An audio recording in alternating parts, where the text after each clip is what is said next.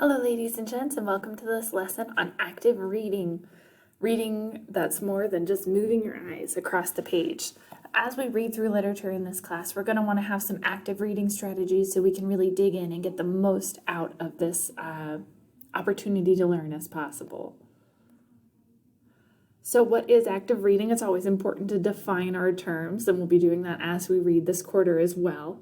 Active reading is reading a text with a purpose. That purpose could be entertainment. It could be learning. It could be, whatever it is, making empathetic connections or getting deeper information about history or science or, philosophy, anything. Active reading simply means reading something with a determination to understand and evaluate it for its relevance. So what does this play or poem or short story or novel mean to you? What does it add to your life or your understanding of the human condition or your ability to complete an assignment like a response or a quiz? That's relevant to your needs as well. Simply reading and rereading material isn't always an effective way to understand and learn. We want to actively and critically engage with the content, which can actually save you time, because reading and rereading something multiple times is time consuming, right? But if we read it just one time, but we read with an active reading method, you'll be able to retain the information better. You'll be able to then respond more efficiently on the quizzes and on your response writing assignments. So you only have to read through the poem or the short story or the play once with this active reading strategy, instead of reading through it multiple times, trying to parse through what the author might be saying or what I might ask you on a quiz. All of that takes a lot of time. Active reading can save you time, which is always nice.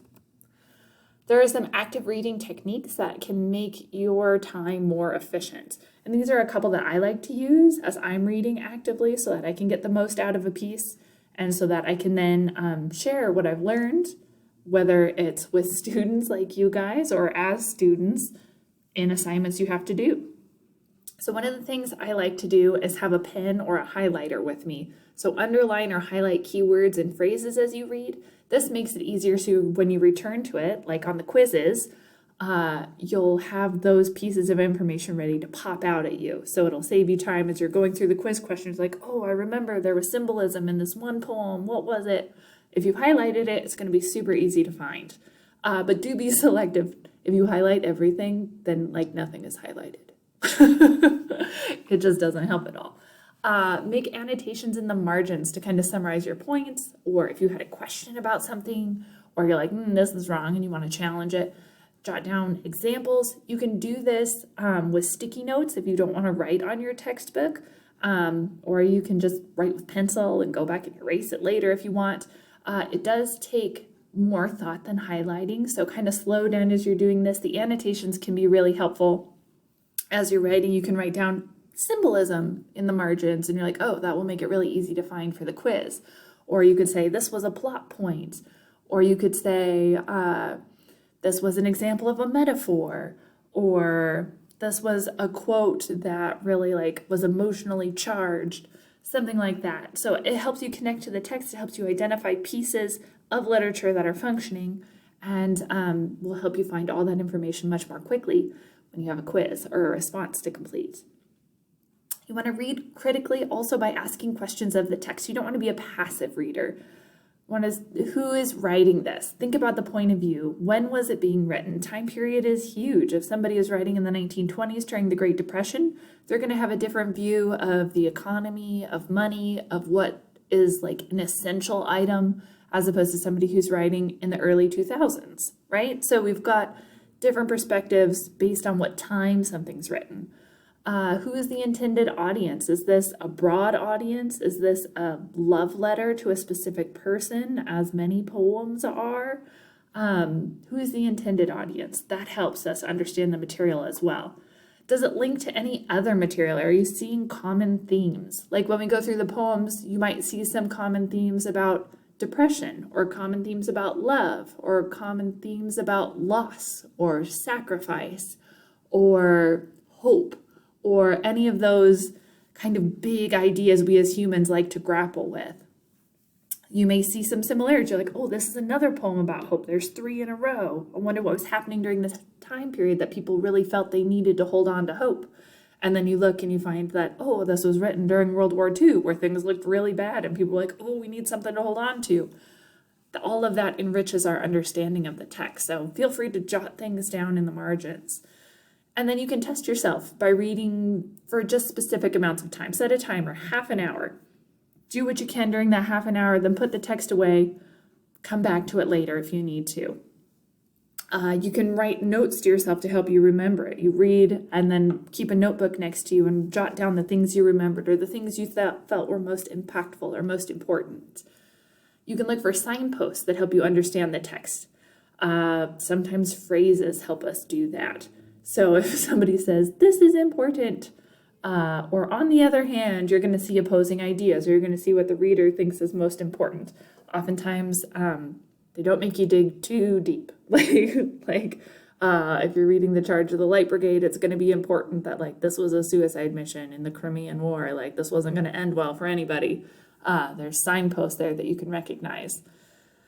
One of the things that really helps solidify knowledge in our brain is explaining to someone else what you just learned.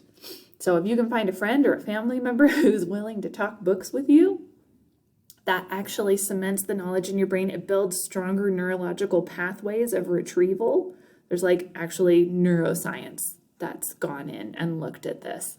When you can explain what you've just learned to someone else, you then solidify that knowledge in your brain. You're able to retrieve it and more effectively use it in the future. So if you have to do a quiz or you have to write a response, that's going to be coming much more easily to you if you've been able to explain the ideas in this story to someone else. So great practice if you can rope someone else into this with you. And if your family or friends aren't super interested, you could always talk to a classmate as well. We've got those discussion boards that are a great way to connect with people if you want to talk about the material you've read.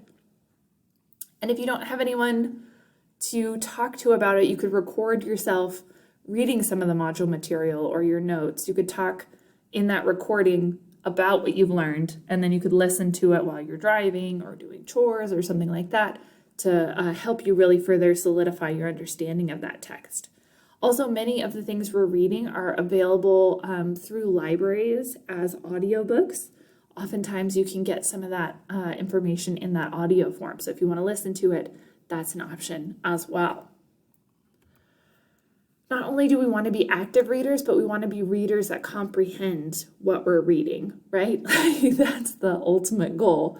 So much of what was just said in the previous slide is part of a well-known technique called SQ3R. And all of that stands for skim, question, read, remember, and review. So it's an acronym for these bolded words down here. And there's a lot of educational psychology and research that goes into this method because it's the best way to build those strong neurological pathways. So sometimes we skim through a text to get an overall impression.